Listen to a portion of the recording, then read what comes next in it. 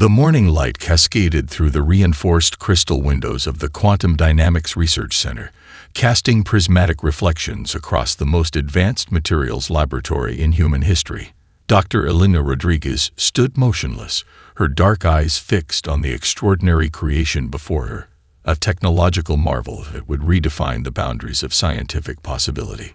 The Quantum Adaptive Resonance Membrane, or QARM, was not just another piece of protective equipment. It represented the pinnacle of human engineering, a breakthrough that had consumed 7 years of relentless research, countless sleepless nights, and the collective genius of the world's most brilliant minds. What hung before her was more than an armor system. It was a living testament to human ingenuity. Unlike traditional protective gear, this membrane seemed to breathe with an intelligence of its own. Its surface was a complex weave of nanomolecular structures that shifted and realigned with each passing second, creating a mesmerizing dance of potential and possibility. Soft silver blue in color, the material appeared almost liquid, yet it maintained a structural integrity that defied conventional physics. Elena remembered the early days of the project, when her colleagues had laughed at the initial proposal. Adaptive armor that can respond to any threat. They had scoffed. Impossible. But impossibility had never been a deterrent for human innovation. Each failure became a stepping stone, each setback a lesson in disguise. The breakthrough had come from an unexpected intersection of quantum mechanics, advanced material science, and biomimetic engineering.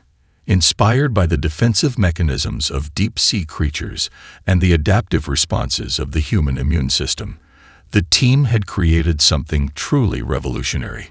The QARM could read incoming energy signatures, analyze potential threats, and respond milliseconds before an attack could even be perceived.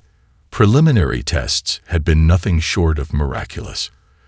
Conventional weapons dissolved before making contact. Energy-based attacks were absorbed and redirected.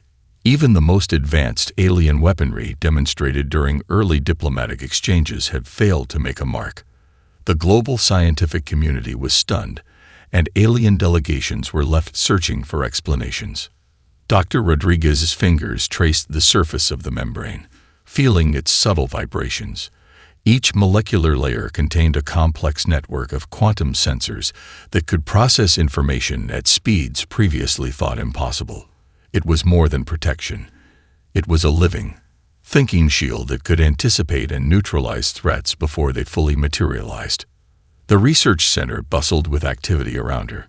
Young scientists moved between holographic displays, analyzing data streams that flickered with complex algorithms. Senior researchers compared notes, their excitement barely contained. This was more than a technological achievement. It was a moment that would be remembered in human history. International interest had been immediate and overwhelming. The United Global Science Consortium had poured unprecedented resources into the project, recognizing its potential to change the balance of power in an increasingly complex interstellar landscape. Diplomatic channels hummed with anticipation, and every major species in the Galactic Confederation watched with a mixture of curiosity and concern. What made the QARM truly revolutionary was its adaptive nature. Traditional armor was static, predictable. This membrane could learn, could change, could respond to threats in ways that seemed almost sentient. It wasn't just about stopping an attack. It was about understanding the attack, breaking it down, neutralizing it at its most fundamental level. Elena knew the implications went far beyond military applications. This was a breakthrough that could transform everything from space exploration to medical protection. The potential was limitless, terrifying, and exhilarating all at once. As the morning progressed, a group of international observers began to arrive. Representatives from various scientific institutions, government agencies, and alien diplomatic missions filed into the observation deck. Their diverse appearances, some humanoid, some bearing little resemblance to human form, reflected the growing diversity of the interstellar community. Today would be the first comprehensive public demonstration of the QARM. Years of secret research, countless simulations, and multiple prototype iterations had led to this moment. Dr. Rodriguez took a deep breath, her hand still resting on the membrane. Whatever happened next would change everything. The impossible was about to become possible. The demonstration chamber hummed with an electric anticipation that bordered on religious reverence. Commander Krell Exnath of the Zorn Collective stood at the forefront of a delegation representing the most technologically advanced species in the known galaxy. His crystalline exoskeleton refracted the ambient light, creating a kaleidoscope of colors that seemed to pulse with barely contained frustration. Behind him, an arsenal of weaponry stood ready, each weapon a testament to centuries of alien technological development. The collection represented the pinnacle of destructive potential from across multiple star systems: quantum disruptors capable of dissolving matter at the atomic level, graviton pulse cannons that could crush entire starships into microscopic dust, energy weapons that manipulated fundamental forces of the universe in ways human scientists had only theorized about. Dr. Elena Rodriguez watched from the observation deck, her team of engineers monitoring an array of sophisticated sensors. They had prepared for this moment, running countless simulations, but the real-world test would be the ultimate validation of their work. The first weapon to be deployed was a Zorn quantum disruptor, a sleek, obsidian-like device that looked more like a piece of abstract art than a weapon of destruction.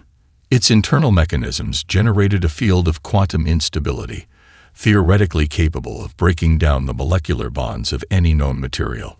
Previous tests had reduced solid titanium alloys to vapor in microseconds. As the weapon powered up, a low-frequency hum filled the chamber. Alien observers leaned forward, their various sensory appendages trembling with anticipation. The quantum disruptor's energy signature began to build, creating a visible distortion in the air, a rippling effect that suggested the immense destructive potential about to be unleashed. The first shot fired. A beam of pure quantum potential lanced toward the quantum adaptive resonance membrane, QARM. Where any other material would have instantly disintegrated, the membrane seemed to breathe. Its surface rippled, not in destruction, but in a complex dance of molecular realignment. The quantum energy was absorbed, analyzed, and then, most remarkably, redirected. The disruptor beam split into 1,000 harmless light fragments, cascading around the QARM like a silent, beautiful explosion. Silence filled the chamber.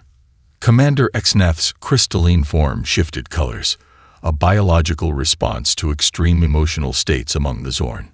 Confusion, frustration, disbelief. The next weapon was even more complex, a graviton pulse cannon developed by the Arcturian Cooperative.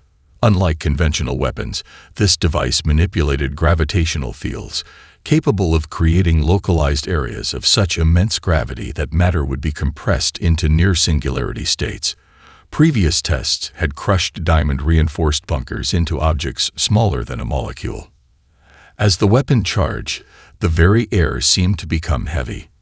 Gravity itself appeared to bend and warp around the cannon's emission point. The alien observers began to subtly adjust their positioning, their bodies instinctively preparing for the massive gravitational disruption. The shot fired. A wave of pure gravitational force erupted from the cannon, a weapon that should have been able to compress the QARM into a microscopic point of near-infinite density. But something extraordinary happened. The membrane didn't just resist, it adapted. The gravitational field was absorbed, analyzed, and then, impossibly, dispersed. The QARM's surface rippled like water, but maintained its structural integrity. More than that, it seemed to understand the gravitational forces, breaking them down and neutralizing them at a fundamental level. Weapon after weapon was deployed. Energy disruptors, molecular destabilization beams, plasma quantum hybrid systems that represented the most advanced offensive technologies in the known galaxy. Each time, the result was the same. The QARM did not just defend, it learned. With each attack, the membrane's response became more elegant, more precise. It was as if the armor was developing an understanding of the weapons being used against it, creating a form of predictive defense that went beyond simple protection. By the demonstration's end, the alien delegation sat in stunned silence. Commander Exnath's earlier confidence had transformed into something else, a mixture of scientific respect and deep, profound concern. Humanity had just changed everything. The news spread faster than light-speed communication, rippling through diplomatic channels, scientific networks, and interstellar media with unprecedented speed. Humanity's quantum adaptive resonance membrane, QARM, was more than a technological achievement. It was a paradigm shift that would redefine the balance of power across known space. In the grand halls of the Galactic Confederation's central chamber, holographic displays flickered with footage of the weapon tests. Delegates from hundreds of different species watched and rewatched the impossible demonstrations. The QARM had done what no defense system had ever accomplished. It had rendered the most advanced weapons in the galaxy completely ineffective. Dr. Elena Rodriguez found herself at the center of a diplomatic storm. Previously, she had been a respected research scientist, known only within narrow academic circles. Now she was a global, an interstellar icon. Interview requests flooded in from every conceivable communication channel. Scientific journals competed for exclusive insights. Government agencies from around the world sought her expertise. The economic implications were staggering. Defense contractors who had spent generations developing increasingly complex weapons found themselves obsolete overnight. New markets emerged, focusing on understanding and potentially reverse engineering the QARM technology. Research grants multiplied, with governments and private institutions pouring unprecedented resources into quantum adaptive technologies. On Earth, the breakthrough transformed international relations. Countries that had previously been technological laggards now found themselves at the forefront of a scientific revolution. The research center became a pilgrimage site for the world's most brilliant minds. Young scientists who had once dreamed of working on cutting-edge projects now saw a tangible path to revolutionary discovery. Interstellar diplomacy underwent a fundamental transformation. Species that had long viewed humans as a young, somewhat naive civilization now approached with a mixture of respect and caution. Trade negotiations changed overnight. Where previous human delegations might have been treated as junior partners, they now commanded attention and respect. The Zorn Collective, still reeling from the public demonstration, initiated a series of diplomatic overtures. Their previous dismissive attitude toward human technological capabilities had been completely dismantled. Commander Krell Exnath, once a vocal critic of human potential, now sought detailed scientific exchanges and collaborative research opportunities. Xenobiologists and interstellar sociologists began to analyze the deeper implications. The QARM was more than a defensive technology. It represented a new approach to problem-solving. Its adaptive nature suggested something profound about human creativity and technological innovation. It wasn't just about creating a better weapon or a stronger shield. It was about understanding, learning, and evolving. Military strategists around the world began reimagining defense strategies. The QARM demonstrated that true protection wasn't about building higher walls, but about developing intelligent, adaptive systems that could anticipate and neutralize threats before they fully materialized. The scientific community was equally transformed. Research labs that had been working in isolated silos now sought collaborative approaches. The QARM had demonstrated the power of interdisciplinary research, combining quantum mechanics, materials science, biological mimicry, and advanced computing in ways no one had previously imagined. Universities began restructuring their curriculums. New degree programs emerged, focusing on adaptive technologies and quantum systems. Students who had previously been uncertain about their career paths now saw unlimited potential in scientific research.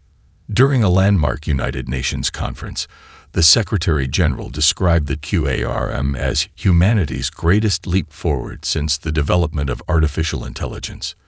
The statement was more than diplomatic rhetoric. It captured the profound shift in global consciousness. Dr. Rodriguez found herself at the center of this transformation. In private moments, she reflected on the journey, the countless nights of research, The failures, the moments of doubt, all had led to this. The QARM was more than a technological achievement. It was a testament to human potential, to the ability to look beyond current limitations and imagine something entirely new. As interstellar communication channels buzzed with discussions and analyses, one thing became clear. The universe had just been reminded of humanity's extraordinary capacity for innovation. The QARM was not an endpoint, but a beginning, a glimpse into a future where adaptability, creativity, and intelligent design could overcome seemingly insurmountable challenges. The technological revolution had begun. The Galactic Security Council chamber was a marvel of architectural engineering, designed to accommodate representatives from hundreds of different species. Curved walls of iridescent material reflected and refracted light, creating an atmosphere of ethereal grandeur. Delegates from across known space sat in carefully arranged sections, their diverse physiologies requiring unique environmental modifications. Marcus Webb stood among the technical support staff, almost invisible in his unassuming gray uniform.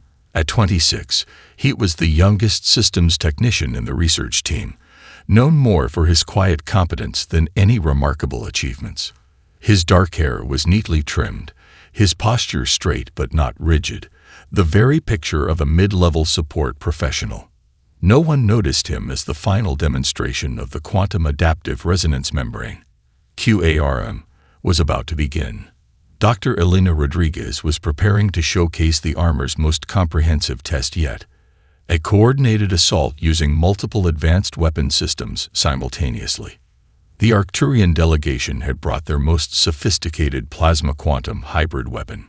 Developed over 3 centuries of continuous research, the device represented the pinnacle of their technological capabilities. Its energy signature was so complex that most sensor systems could barely comprehend its potential destructive power. As the weapon powered up, a visible distortion appeared in the air. Quantum particles danced and shifted, creating a mesmerizing display of potential energy.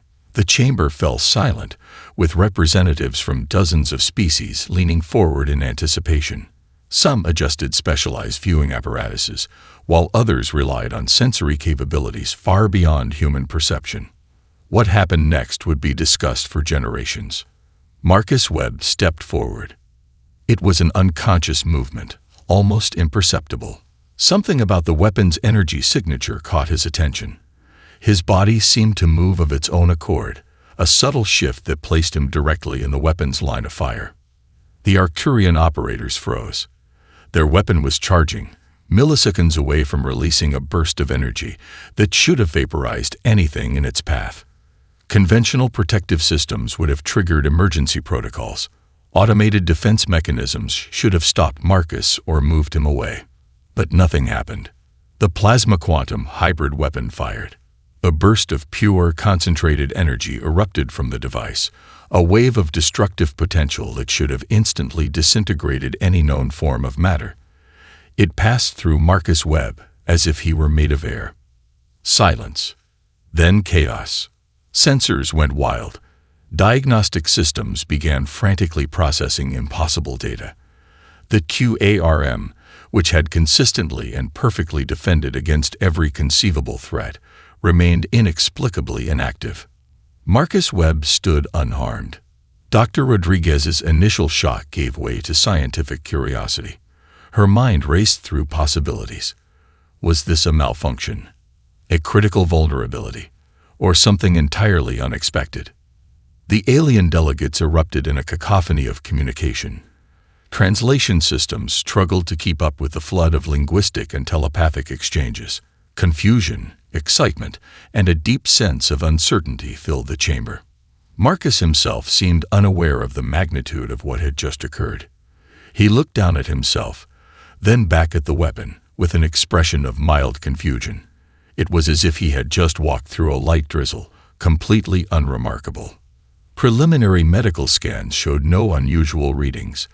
Marcus's quantum signature appeared completely normal, almost disappointingly so. Yet he had done something that should have been impossible. He had passed through a weapon that could destroy entire starship sections and emerged without a scratch.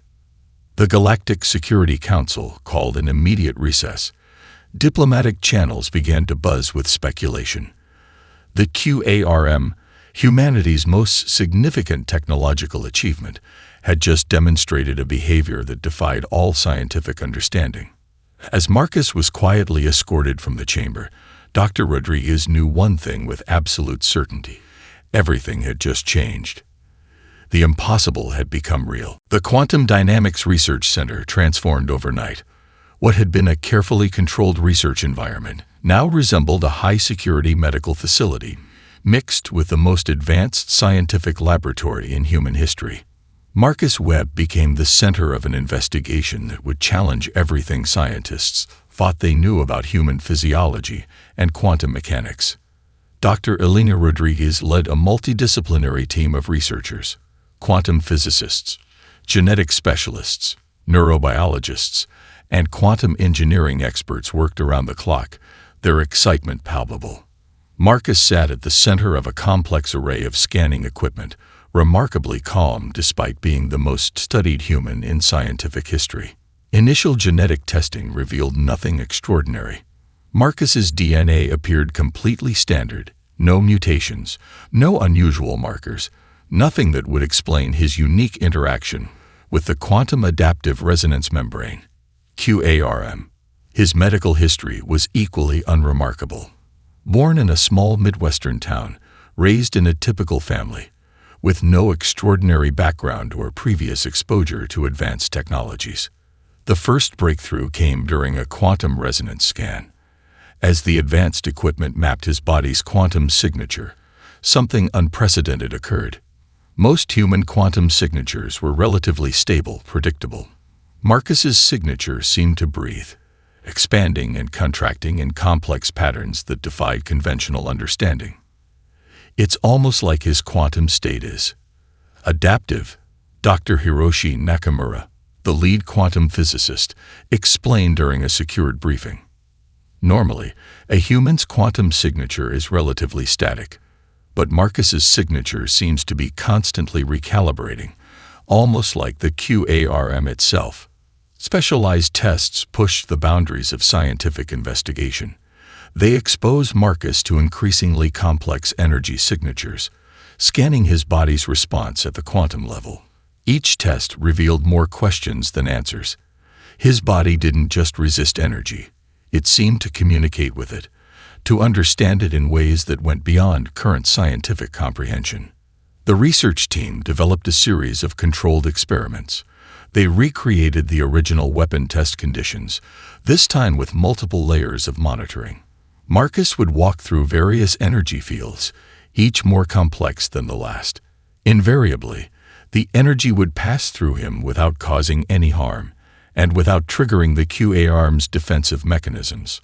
Genetic historians began tracing Marcus's family lineage.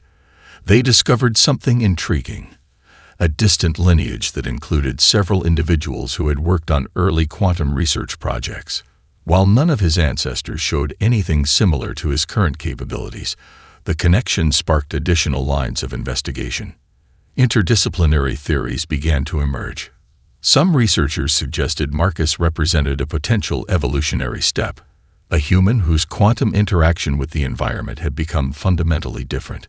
Others proposed more radical explanations, ranging from undetected genetic modifications to potential extraterrestrial influence. Dr. Rodriguez remained focused on empirical investigation. "We're not dealing with a superhero or a miracle," she would repeatedly tell her team. "We're dealing with a scientific phenomenon that we don't yet understand." The most fascinating discovery came during a breakthrough imaging session. Using an experimental quantum tomography scanner, they captured something unprecedented. When Marcus was exposed to complex energy fields, his body didn't just resist or absorb the energy. It seemed to create a complex, dynamic interface with it. "It's like his body is having a conversation with the energy," Dr. Nakamura observed, studying the impossibly complex imaging results. Not blocking, not absorbing, but communicating. Security protocols surrounding Marcus became increasingly complex. While he was treated with the utmost respect, he was also effectively the most important research subject in human history.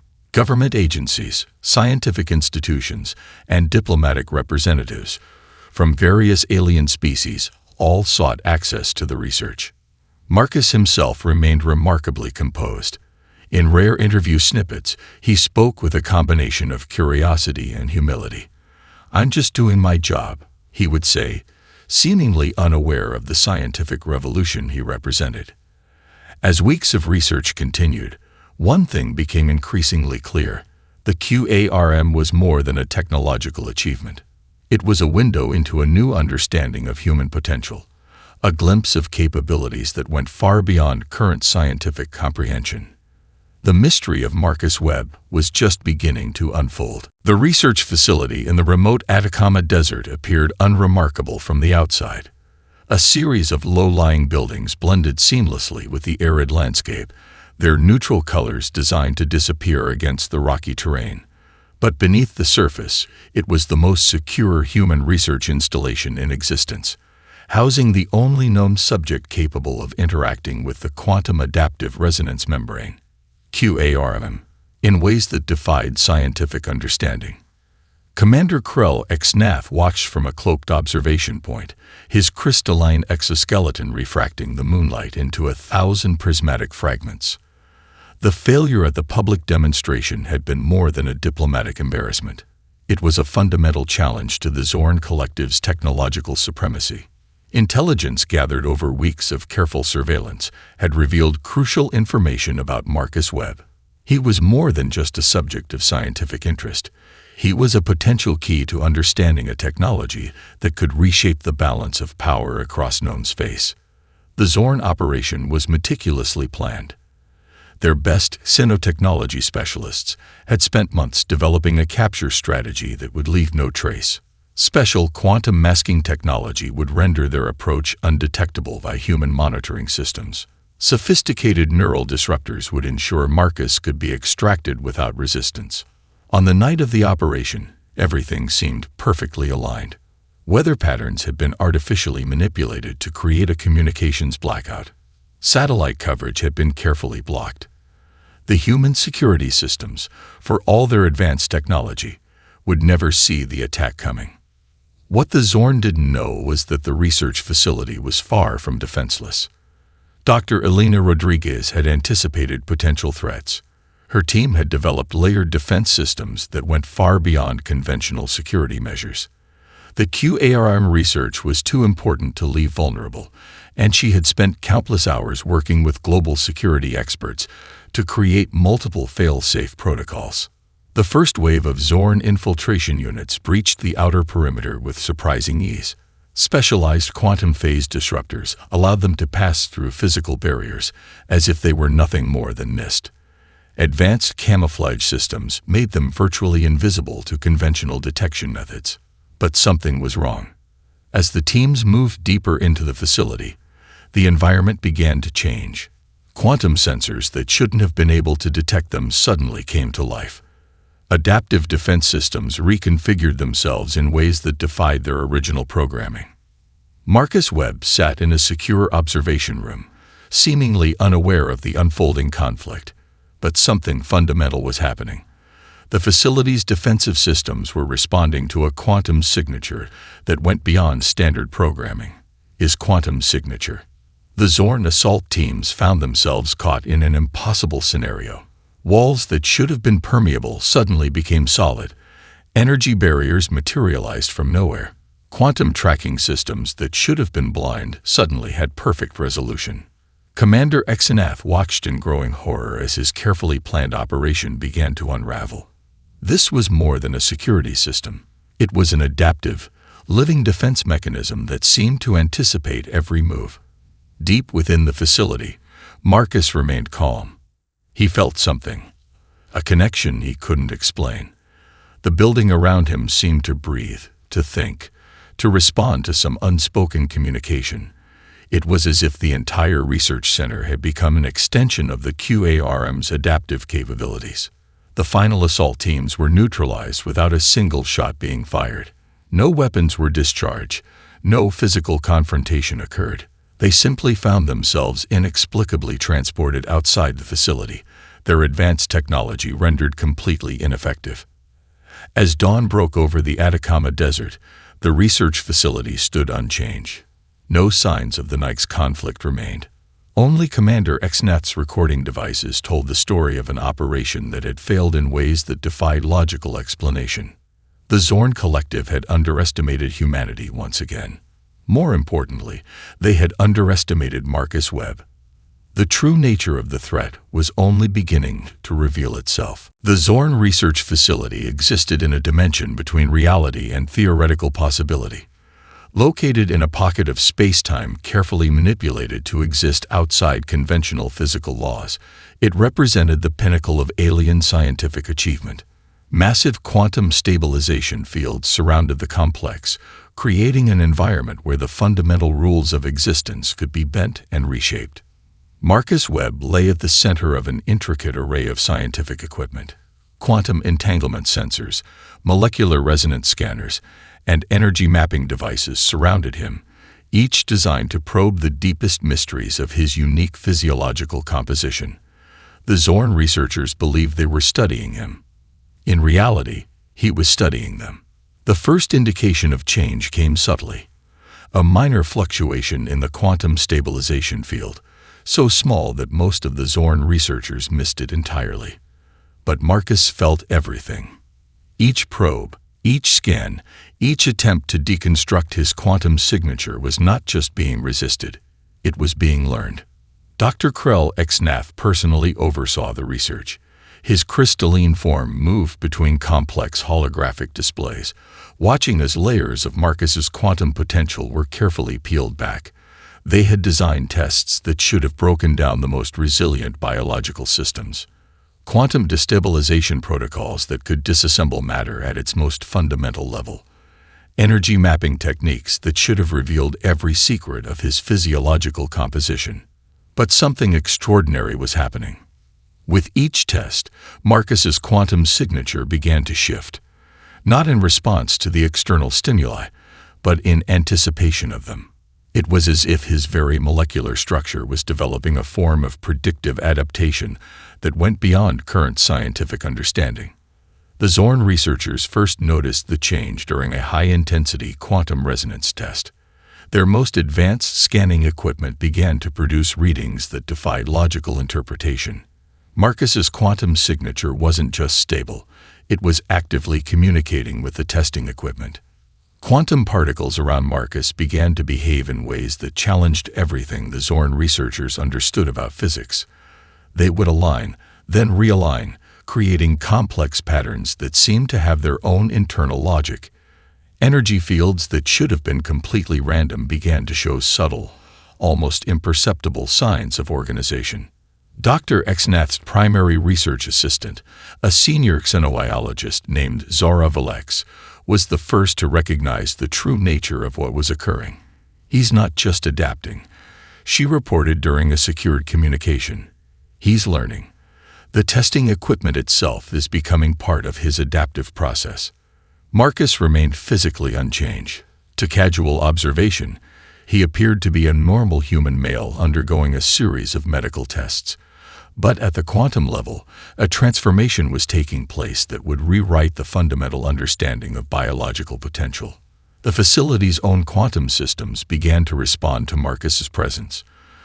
Defensive protocols that had been hardwired into the complex's infrastructure started to reconfigure themselves. Energy management systems developed new, impossible routing patterns. Quantum communication networks began to shift in ways that should have been completely impossible. What the Zorn researchers didn't understand was that they weren't studying Marcus. Marcus was studying them. Each probe, each test, each attempt to understand his unique quantum signature was providing him with unprecedented insights into quantum manipulation. The quantum adaptive resonance membrane, QARM, had been just the beginning. Marcus was developing an understanding of quantum interactions that went far beyond any previous scientific comprehension. The facility's quantum stabilization fields began to destabilize, not through any external action, but through a subtle, almost imperceptible reconfiguration that emerged from Marcus's growing quantum potential. Zorn researchers found their most advanced equipment becoming increasingly unreliable, producing data that made less and less sense.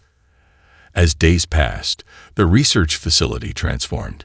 What had begun as a controlled scientific investigation became something entirely different. The lines between researcher and subject, between observation and interaction, began to blur in ways that defied conventional understanding. Marcus Webb was no longer just a subject of research. He was becoming something entirely new. The rescue mission was unlike any in human history. Special operations teams trained in quantum adaptive combat protocols moved with a precision that bordered on prescience. Their equipment, developed from insights gleaned through the quantum adaptive resonance membrane, QARM, research represented the cutting edge of human technological achievement. Dr. Elena Rodriguez coordinated the operation from a secured command center, her fingers dancing across holographic interfaces. She understood something that the Zorn Collective had catastrophically underestimated. Marcus Webb was not a passive subject to be studied or captured. He was an active participant in his own extraordinary journey. As the human extraction team approached the hidden Zorn research facility, something remarkable began to happen. The facility's advanced quantum shielding, technology that should have been impenetrable, began to reconfigure itself. Defensive systems that had repelled countless infiltration attempts now seemed to be subtly guiding the human team's approach. Marcus Webb sat in the center of the research complex, surrounded by complex quantum mapping equipment. To the Zorn researchers, he appeared calm. But at the quantum level, he was engaged in a form of communication that went far beyond traditional understanding. The first wave of Zorn defensive systems activated. Quantum disruption fields erupted, designed to destabilize any incoming matter. But these fields behaved differently than expected. Instead of presenting a solid barrier, they began to flow, to adapt, creating subtle pathways that the human team could navigate. Commander Michael Chen, leading the extraction team, recognized the unusual nature of their approach. "It's like the facility is helping us," he reported back to Rodriguez. "The defensive systems are somehow cooperating." The Zorn researchers watched in growing horror as their most advanced facility became increasingly unresponsive to their commands. Quantum communication networks that had been their most secure systems began to broadcast information in ways that defied their original programming. Dr. Krell Exnath realized too late the true nature of their mistake. They had not been studying Marcus Webb. Marcus had been studying them. The extraction was swift and nearly bloodless.